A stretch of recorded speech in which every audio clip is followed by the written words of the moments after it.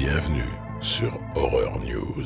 Salut à vous fans d'horreur, ici Marc pour Horror News, l'émission qui vous déterre les infos du monde de l'horreur. Et cette semaine on démarre avec l'acteur David Arquette qui rejoint le casting de Scream 7. Un casting qui ressemble de plus en plus à une rubrique nécrologique, vu que c'est le troisième personnage mort dans les précédents volets qui devrait revenir pour ce 7e film.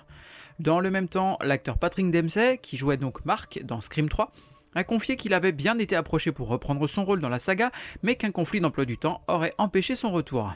Du coup, on se retrouve avec un autre Mark qui va donc jouer le mari de Sidney. Sortie prévue donc de Scream 7 le 25 février 2026 au cinéma. Le film The Substance est officiellement oscarisé, puisqu'il repart de la cérémonie avec l'Oscar des meilleurs maquillages et coiffures pour l'équipe composée de Pierre-Olivier Persin, Stéphanie Guillon et Marilyn Scarcelli. Donc bravo à toute l'équipe et bravo pour ce film qui malheureusement n'aura pas gagné d'Oscar ni pour le meilleur film, ni pour le meilleur scénario, ni pour la meilleure réalisatrice, ni pour la meilleure actrice principale. Tout ça au profit d'un film que tout le monde aura oublié dans un an. Nouvelle bande-annonce pour le film intitulé The Woman in the Yard. On y suivra une mystérieuse femme vêtue de noir qui débarque sur la pelouse d'une mère et ses 2 enfants pour lancer un avertissement effrayant. Sortie prévue le 28 mars au cinéma US. La chaîne américaine FX a dévoilé, à l'occasion d'une publicité pour ses programmes originaux, 2 courts extraits de la série Alien Earth, attendue pour cet été sur Disney+, pour la diffusion française. On y suivra sur Terre une jeune femme accompagnée de soldats d'élite qui se rendent sur le lieu d'un crash d'un mystérieux vaisseau spatial renfermant une grande menace. Un teaser pour la suite du film Found Footage Frogman, intitulé donc Frogman Returns. Oui, ils se sont pas trop foulés pour le nom. L'équipe du premier film devrait donc revenir pour un tournage qui débuterait en mai. Et si vous voulez voir le premier film, il est dispo depuis peu sur la plateforme Shadows. D'ailleurs, si vous l'avez vu, votre avis m'intéresse.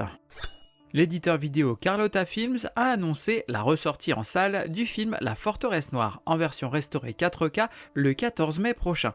L'occasion de découvrir ou redécouvrir ce film maudit du réalisateur Michael Mann. L'actrice Amanda Seyfried a annoncé lors d'un événement récent qu'une suite au film Jennifer's Body serait dans les tuyaux. Cette déclaration irait dans la continuité d'une interview de la scénariste Diablo Cody l'année dernière qui annonçait vouloir faire une suite. Jennifer's Body, qui fut un échec critique et commercial en 2009, suivait une lycéenne possédée par une entité démoniaque et s'attaquant à ses camarades masculins, jusqu'à ce que sa meilleure amie se dresse face à elle. Une bande-annonce pour la série Amazon intitulée The Bondsman avec l'acteur Kevin Bacon. On y suivra un chasseur de primes ramené d'entre les morts par le diable pour traquer des démons échappés de l'enfer. Sortie prévue le 3 avril sur Amazon Prime Video. Une bande-annonce pour le film du Ponyverse intitulé Bambi The Reckoning. On y suivra une mère et son fils traqués par un cerf mutant assoiffé de vengeance après la mort de sa mère. Oui, vous avez bien entendu. Sortie prévue cet été.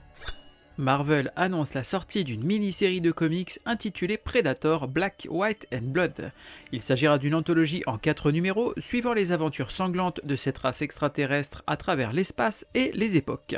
Sortie du numéro 1, prévu le 21 mai en VO. Une bande-annonce pour le film intitulé Rumpelstiltskin et adaptant le célèbre conte. Sortie prévue le 8 avril en VOD. Le réalisateur Yeon Sang-ho, qui nous a notamment proposé Dernier train pour Busan, revient avec un film de zombies intitulé Gunch, dans sa version originale du moins. Pas d'infos sur l'histoire pour le moment, mais la société de distribution du film présente ce dernier comme étant le point culminant de l'univers zombiesque du réalisateur. Le prochain film Resident Evil, réalisé par Zach Cregger, notamment connu pour Barbare, se date pour une sortie le 18 septembre 2026 au cinéma US. Le réalisateur affirme vouloir revenir aux racines horrifiques de la licence tout en étant plus fidèle aux jeux vidéo. Le réalisateur Justin Lin, notamment connu pour avoir fait plusieurs Fast and Furious, devrait réaliser pour Netflix l'adaptation filmique du comics intitulé Berserker, avec l'acteur Keanu Reeves dans le rôle principal, tout comme dans le comics d'ailleurs. On y suit un guerrier immortel qui cherche à mourir et donc fait un deal avec l'armée américaine qui doit l'aider à mourir en échange de quoi il va effectuer des missions ultra dangereuses. Une série d'animation serait également en développement. Alors si vous cherchez à voir le comics d'abord, ce que je vous conseille, c'est assez sympa, le comics il est dispo chez Delcourt. Moi je m'appelle Gripsou, le clown dansant. Côté VOD, DVD et Blu-ray, on va avoir For Sale by Exorcist en VOD. Donc c'est une exorciste agent immobilière qui nettoie des maisons hantées afin de les revendre, ce qui est une idée de business tout à fait pas banale déjà, et puis qui est plutôt maligne pour le coup. Donc tout ça, ça sort le 11 mars. Ensuite on a Butcher's Bluff en VOD, donc là c'est un hommage au slasher des années 80, toujours le 11 mars. Et on a The Substance chez Metropolitan qui sort donc en DVD et Blu-ray. Donc si vous n'avez pas entendu parler de ce film, il va falloir sortir dessous votre rocher plus souvent. Et donc tout ça, ça sort le 13 mars. Ça fout les miquettes, hein. Côté streaming, on va voir L'Exorciste du Vatican sur Netflix. Alors là, c'est vraiment particulier. Si vous avez envie de voir Russell Crowe habillé en prêtre parler italien et faire du Vespa, ce film est pour vous. Sinon, vous pouvez aussi vous abstenir de le regarder. Donc tout ça, ça sort le 10 mars sur Netflix. Ensuite, on a Un week-end en enfer sur Max. Donc c'est un week-end en famille dans une superbe location qui va être perturbé par un poltergeist vieux de 400 ans qui est particulièrement énervé. Et donc ça sort le 13 mars. Ensuite, on a Cannibal Girls sur Shadows, donc un couple en panne dans un village isolé va se retrouver traqué par 3 filles cannibales, ça sort le 14 mars. La Nuit de la Mort, toujours sur Shadows, donc ça c'est un film d'horreur qui va se passer dans une maison de retraite où il se passe des choses pas vraiment nettes, et ça sort le 14 mars. Et ensuite on a Horrible, toujours sur Shadows, et donc là c'est un homme avec des pouvoirs de guérison assez phénoménaux qui va multiplier les crimes atroces, et donc ça sort le 14 mars. Écrasé par un bibendum chamallow. Côté jeux vidéo, on aura Huntsville sur PC, donc là c'est un jeu de survie à la première personne dans lequel il va falloir monter sa ferme dans une ville maudite du Far West alors que des monstres vivent dans le coin. Sortie prévue le 10 mars. N'ayez pas foi en de tels breloques mensongers. Terminons cet épisode avec une reco, et ce sera l'ouverture des précommandes pour le coffret intégral DVD ou Blu-ray des saisons 1 à 4 de la série Creepshow, une série que j'apprécie particulièrement, déjà j'adore les anthologies donc ça aide un petit peu. Rendez-vous donc sur le site de l'éditeur français esc-distribution.com. Et je vous laisse avec un entretien que j'ai eu avec Gétrobar et Audrey de Pictural Art qui ont sorti leur livre qui est en précommande et qui s'appelle L'Imaginarium. Alors, salut à vous et bienvenue sur Horror News Podcast. Salut Marc, Bonjour Marc, merci pour l'invitation. merci pour l'invitation et bonjour à tous ceux qui nous écoutent. Voilà, alors vous entendez deux voix, donc effectivement deux voix qui vont se présenter. Tout à fait. Donc je suis Gétrobar, auteur et co-auteur en l'occurrence du livre L'Imaginarium pour lequel j'ai écrit tous les textes. Moi c'est Audrey, Pictural Art sur les réseaux et je suis illustratrice et graphiste. Et co-autrice Voilà, de donc- l'Imaginarium, évidemment. Alors voilà, alors quand même, puisque c'est ce qui nous amène aujourd'hui justement ici. Donc l'idée c'est de présenter un petit peu ce beau projet. Donc l'Imaginarium, comme tu l'as dit, est-ce que l'un de vous veut nous présenter un petit peu ce livre? C'est un livre qui regroupe des illustrations et des textes, donc illustrations par moi et textes par Gétro. Le concept, c'est j'illustre et lui, il écrit d'après mes illustrations. Mais il y a quelques histoires où c'est l'inverse. Voilà, des histoires qu'il avait soit écrites, soit dont l'inspiration est venue comme ça au fil du projet. Et moi, j'ai illustré derrière. Voilà, exactement. Donc en fait, tout a commencé, tout découle toujours de quelque chose. Le truc, c'est que pour ceux qui te connaissent, Marc, et qui suivent tes émissions depuis pas mal de temps, donc je suis Gétro, je suis aussi l'auteur de La Flip, du projet La Flip, qui était donc un projet où je racontais des histoires courtes, urbaines et organiques. Ça, c'était le concept. D'abord en vidéo, puis en audio. Donc il y a toute une série de vidéos avec 2 saisons, avec des vidéos de moi face caméra, qui racontent des histoires donc horrifiques. Et c'est un projet qui a évolué ensuite vers de l'audio, avec des histoires plus longues, un peu plus littéraires, écrites au passé, etc. Et c'est là qu'Audrey en fait a fait ma connaissance entre guillemets virtuelle, en tout cas a découvert ma plume et ma voix quoi. C'est ça. Et donc via les réseaux, on a commencé à se connecter et à voir ce que l'un et l'autre faisaient un peu plus en profondeur. Moi, de mon côté, j'ai toujours été proche des arts graphiques. J'aime ça, j'aime la peinture. J'étais abonné à la Pinacothèque à l'époque où ça existait encore à Paris. La peinture, je pense que c'est quelque chose il faut être initié à ça, mais j'ai toujours essayé de m'initier tout seul. En tout cas, l'art pictural m'a toujours concerné, m'a toujours, apporté, des éléments de réponse sur certaines émotions et aussi, un intérêt qui a nourri mon inspiration.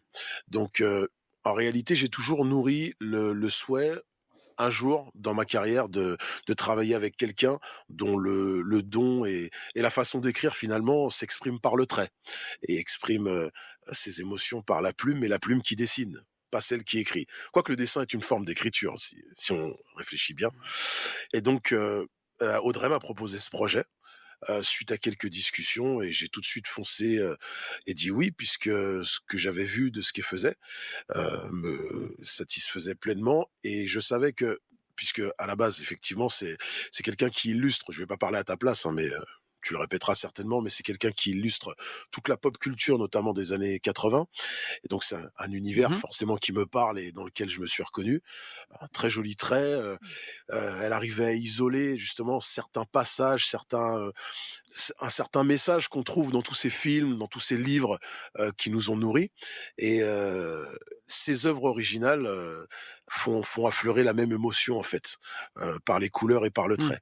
Donc à partir du Tout à moment fait. où on a commencé à bosser sur, vraiment les créations originales, ça coulait de source et j'avoue, je le dis dès maintenant, j'avoue que, pour avoir travaillé déjà avec quelques personnes en collaboration, quel que soit le domaine de collaboration, c'est vraiment, le projet qui s'est fait le plus simplement et le plus naturellement du monde est possible et je pense que l'objet livre, la chose définitive s'en ressent.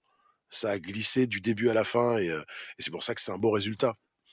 Ouais, clairement. Alors moi, j'ai eu la chance, vous me l'avez envoyé pour le coup, donc alors déjà, très très bel objet et encore moi j'ai pas la version définitive, hein, mais j'ai déjà un très bel objet dans les mains. D'ailleurs, ma femme, qui passait à côté de moi au moment où j'ai ouvert le colis, a vu la couverture, donc qui est un corbeau, avec des dorures et tout ça et elle m'a dit: «Oh putain, c'est magnifique et tout». Je dis: «Ouais, c'est vrai, c'est vrai, c'est vrai, voilà». Merci, merci. Merci.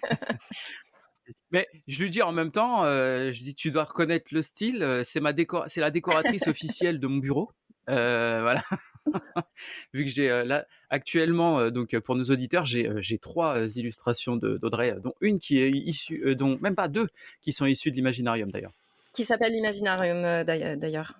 Ouais, j'ai l'Imaginarium et puis j'ai le Crépuscule du Corbeau au-dessus. Voilà. Alors donc effectivement, vous avez créé ce projet. Est-ce que vous pouvez me présenter un petit peu l'univers dans lequel il va se situer? Parce que ça, c'est ce qui est, aussi je trouve très Ouais, intéressant. alors juste pour revenir, au départ du projet, c'est que moi Oui. j'illustrais, comme l'a dit Gétro, beaucoup de pop culture et bon, il y a eu un moment où j'ai eu, envie d'évoluer donc j'ai créé. J'ai créé, sauf que je créais beaucoup et que je ne savais pas quoi en faire et c'est de là que le projet de livre, est né et puis, je voulais pas simplement, des images dans ce livre. Je voulais, que ce soit accompagné et c'est quand, effectivement, j'ai écouté, l'interview que tu avais fait, pour la Flip. J'ai découvert Gétro et je suis allée écouter, les histoires et je savais, que, même si c'était pas mon univers, direct, les histoires, urbaines, et cetera, mais il avait une plume, enfin, je savais dès le départ que ça allait matcher donc je lui ai envoyé un premier dessin de Léna qui est dans le livre. Mmh. Voilà, il a aimé, je crois. Ouais, tout à fait. Léna d'ailleurs qui est une histoire de la Flip Audio. C'est Voilà, pour ça que tout ça, ça s'imbrique et que ça a du sens, parce que c'est ce que tu viens de dire et c'est l'historique effectivement. Tu m'as envoyé ce dessin de Léna, donc que tu as illustré sur, mon histoire du coup et ensuite, c'est tout ça. le reste c'est enclenché, de manière très naturelle et on verra, un petit peu plus tard dans l'interview pourquoi ça a vraiment du sens et pourquoi c'est naturel. Parce que finalement, en agissant dans un concept, de totale liberté, mais on arrive à des à un univers qu'on a réussi à créer, mais dont le fond est commun sans qu'on se soit concerté. Ça, c'est assez incroyable. Oui, oui, c'est cohérent et alors c'est un très beau livre, un bel objet, disons, vraiment. C'est ça, c'était Hem, vraiment l'idée, de mmh, départ. Quand on en a parlé au départ, je lui ai dit, «Moi, je veux que ce soit vraiment un très bel objet, de collection, à mettre dans sa bibliothèque». C'était vraiment l'idée de départ. Mmh. Ouais, voilà, c'est vraiment quelque chose qu'on va garder parce que c'est ce qu'on appelle un beau livre, hein. C'est un Mmh. dénominatif commun pour les livres d'art en français. Un beau livre, Ouais. c'est les livres qui coûtent le plus cher dans les librairies en général. C'est pas pour rien parce que grand format, belle qualité de papier, objet précieux qu'on garde et qu'on garde avec soi comme ça. Et c'est ce qu'on voulait. Et c'est d'ailleurs pour ça aussi qu'on s'est orienté vers l'édition par nous-mêmes.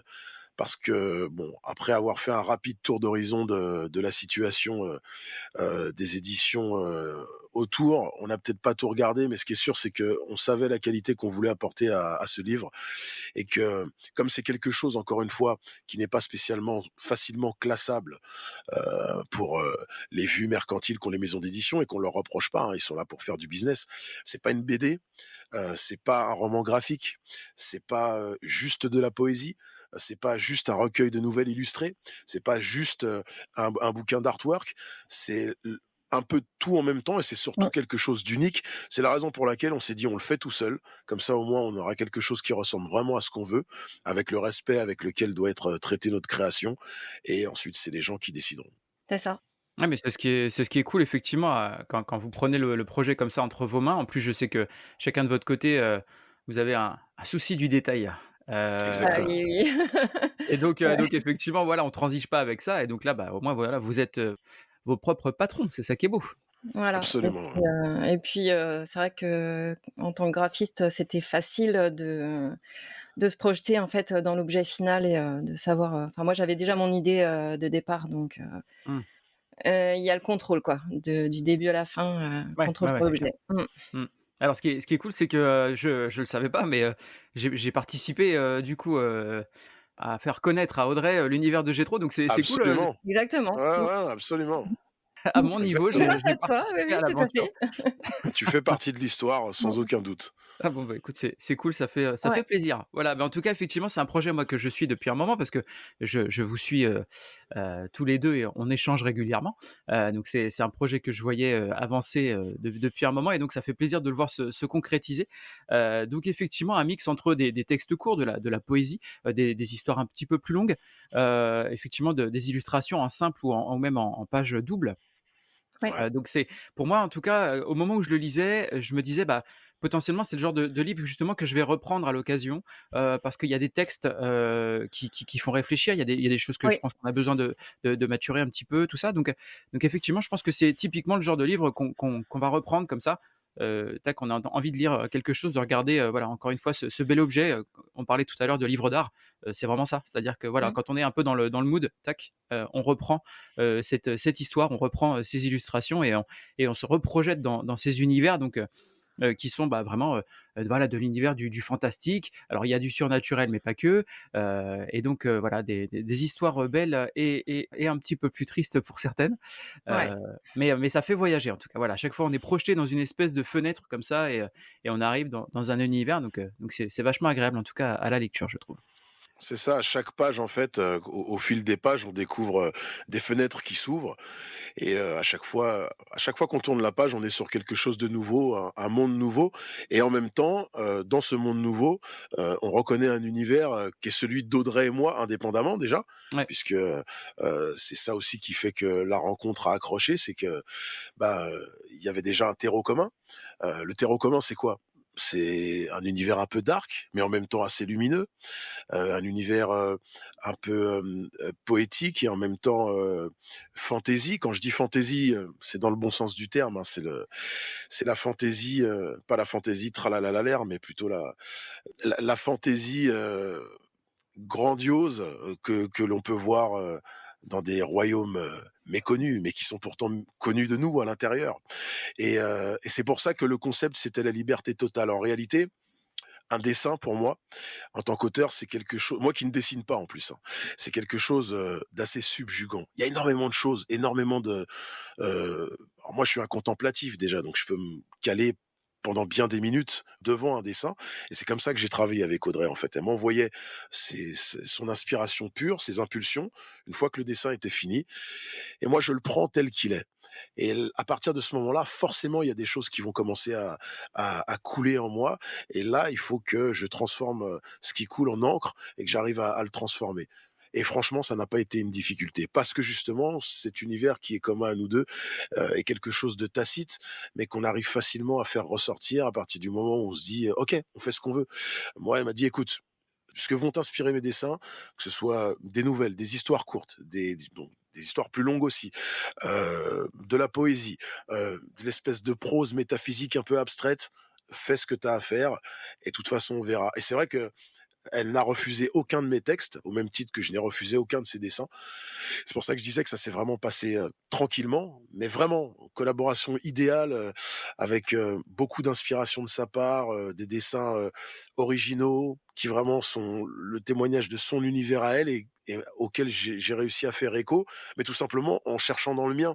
Donc vraiment une belle rencontre artistique et c'est pour ça que, voilà, sur cette page-là, tu vas avoir quelque chose qui m'a inspiré une histoire, une petite histoire, peut-être une page, peut-être 2 ou 3 pages.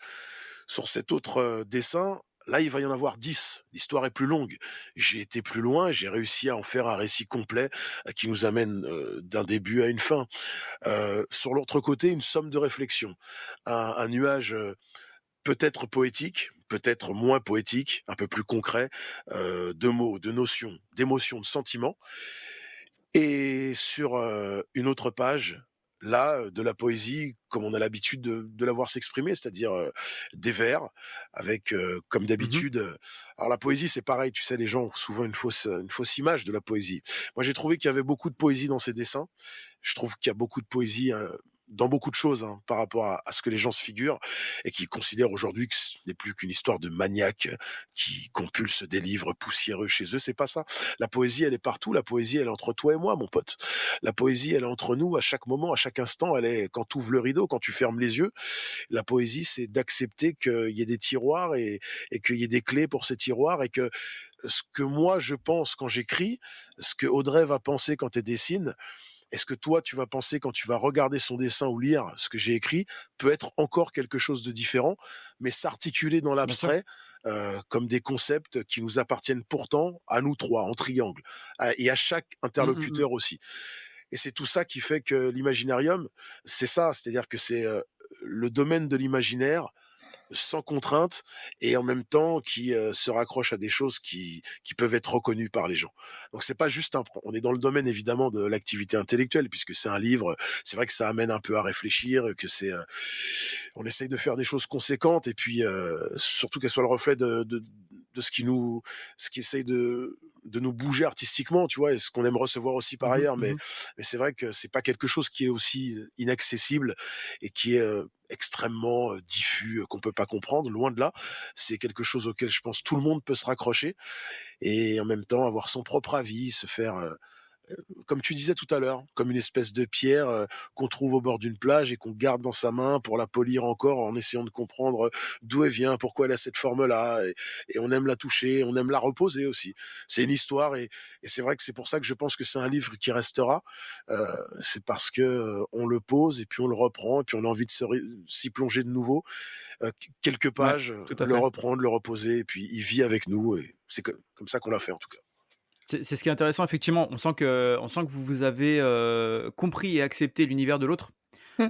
et c'est ce qui se traduit en fait, dans les pages, de l'Imaginarium du coup. Alors Audrey, tu disais donc que toi, à la base, pour la plupart des histoires du coup, c'est toi qui as commencé par proposer une illustration. Ouais. Heu, tes inspirations du coup, j'imagine qu'elles sont, multiples. Est-ce que tu peux nous en donner peut-être, 1 ou 2? Qu'est-ce qui te Alors, les idées, enfin, c'est impossible, à expliquer parce qu'il y a, quelque chose qui pop, dans la tête et puis ça amène vers autre chose et cetera. Au niveau des univers, bah, c'est pas compliqué, hein, ça a été la révélation avec, Edgar Poe quand j'étais, vraiment ado, pré-ado. Donc c'est cet univers-là un peu, gothique, très poétique, et cetera. Alice au pays des merveilles, clairement, j'ai grandi avec et ça fait toujours partie de moi. Donc c'est vraiment un mélange, tu vois, je cite souvent, mais le premier film que je suis allée voir au cinéma, c'était Légende de Ridley Scott et alors là, pour le coup, ça illustre parfaitement, mon univers. C'est-à-dire que tu as des licornes, mais c'est très dark, en même temps. mais Voilà. il y a la sorcière du Marais Tu aussi. vois? Voilà. Voilà, là, ça qui est absolument fantastique. Enfin, c'est vraiment, voilà, si tu veux te faire une idée de mon univers, c'est ce film-là. Voilà. Donc il y aura toujours des détails un petit peu, un petit peu dark, tu vois, beaucoup de cœurs anatomiques, ce genre de choses dans mes dessins. Mais il y Mmh. aura toujours de la poésie et des émotions. C'est ce que j'essaye de transmettre à chaque illustration. Beaucoup d'émotions. C'est ce qui est ressenti en tout cas à la lecture du livre, hein. Mmh. Et du coup, je pense que c'est pour ça que ça matche super bien avec les textes de Gétro parce que, même s'il Mmh mh. raconte Mmh. des choses des fois, un peu sombres ou tristes, c'est reste toujours très poétique donc ça enfin je crois que les textes, les dessins, c'était l'idée de départ, hein. Ça se mélange, parfaitement quoi. Enfin Ah c'est ouais, clairement, clairement. Mais ouais, c'est ce que je disais, c'est vrai que vos univers se comprennent. Voilà, se ouais, comprennent exactement. et Et dialoguent, donc c'est intéressant. ouais, c'est exactement ça. C'est vraiment un dialogue entre, l'illustration et le texte. C'est tout à fait ça. C'est ça. Et donc l'Imaginarium, est disponible en précommande? Tout à fait. Sur mon site picturalart.fr. Alors, je le précise pour ceux qui voudraient aller, retrouver justement, le site internet ou aller, même découvrir le travail, de l'un et de l'autre. Donc vous avez, Gétro comme Audrey qui sont sur Insta par exemple. Oui. Ouais. Donc Gétro, c'est Gétrobar, hein, Jetrobare, Tout à et puis fait. pour Audrey, c'est Picture sans E, Mmh. underscore AL, underscore ART, donc Picture Al Art. Voilà. Donc à chaque fois, quand vous allez en fait sur les profils, vous avez effectivement les liens qui vont vous mener vers la possibilité de précommander ce livre donc de l'Imaginarium, donc qui est pour les précommandes dispo jusqu'à c'était quoi c'était Jusqu'au 15 avril, les précommandes. mi-avril, hein. Ouais, c'est Mmh, ça, mi-avril, ouais. mmh. Ok. Jusqu'au 15 Voilà. avril, il y a des packs, qui sont, proposés. Donc, le Voilà. livre seul, le livre avec, mug, le livre avec print et le livre avec un original. Voilà, et à chaque fois un petit stylo et un marque-page. Un petit sticker, ouais, ouais. Ouais, j'ai tout à la maison, donc Ouais. voilà. Ouais, c'est vrai. Mais c'est vrai qu'aussi ça permet dans la dimension, dessin et artiste du côté d'Audrey, de voir aussi tout son travail sur son site, le reste de son travail, et pour ceux qui l'osent, si j'ai envie de dire, d'obtenir même des originaux qui sont toujours là, on rentre encore dans un autre domaine. Obtenir l'original d'un artiste, c'est un signe fort déjà de soutien, c'est un signe fort aussi d'intelligence du collectionneur, puisque tout ça continue de vivre et on ne sait pas ce que vont devenir les gens, hein. Ça peut coter. Donc voilà, Exactement. avis aux amateurs. C'est ça, donc voilà, je vous invite, dans tous les cas à aller découvrir, l'univers, d'Audrey et de Gétro et puis à vous procurer donc, ce très bel objet qu'est l'Imaginarium. Voilà. Je voulais juste peut-être dire une dernière chose Vas-y. sur ce qu'a amorcé Audrey très rapidement, c'est que autant nos univers se répondent, elle par le dessin, moi par le texte, mais surtout on a réussi à trouver, sans encore une fois se concerter, c'est ce que je disais tout à l'heure, un message commun, en réalité, à la fin. Un message qui n'en est pas vraiment un, mais qui est, quelque chose qui reste une fois qu'on a tout tamisé. C'est, l'élément végétal, Ouais. la force de la terre, de la planète, de la nature, d'une espèce de tradition avec un T majuscule, et qui fait que on ressent, une force qui nous dépasse tous, mais de laquelle on fait, intuitivement partie. Et voilà, quelque chose dont on s'est rendu compte tous les 2, dont moi je parle, qu'Audrey exprime par ses dessins et sur lequel on s'était rien dit, et qui en fin de compte, nous rapproche encore. Et voilà, on peut appeler ça le panthéisme, on peut appeler ça l'immense notion qu'est l'immanence, et cetera. Mais en tout cas, voilà, il y a une force qui s'exprime derrière, et c'est une force que nous, on ressent aussi au quotidien. Je laisse les gens se faire juge de ça et le constater en achetant le bouquin. Bah, moi, c'est ce qui m'est venu en tout cas en le lisant, c'est que je me suis dit: «Ouais, c'est un beau livre, riche et profond, aussi bien, dans le fond que dans la forme». Donc pour ceux qui voudraient avoir des petites recos, moi personnellement, j'ai bien accroché sur, Gare à ma peau, Mon Ouais, pilote, forcément. et évidemment, Mon pilote, L'élu, Le Oui. crépuscule du corbeau, donc dont j'ai l'illustration ici, et puis Anamorphose aussi. Voilà. Bah, écoute, c'est parfait. Anamorphose qui est original, dans sa forme en fait, Anamorphose. Ouais. Ouais, Mmh ça mh. c'est un acrostiche. Ça Ouais. s'appelle un acrostiche, bon, les gens se référeront à ce que ça Ouais. veut dire. Bon, en tout cas, je vous remercie, d'être venu en discuter avec moi et puis, je vous dis à très bientôt. Bah, Avec merci à plaisir. toi. À bientôt. Merci à toi. Salut. Merci à vous d'avoir suivi cette émission. Je vous invite à me suivre sur Instagram, Facebook, TikTok ou même YouTube et surtout à partager le podcast autour de vous. Il ne me reste plus qu'à vous souhaiter bonne semaine et bon frisson.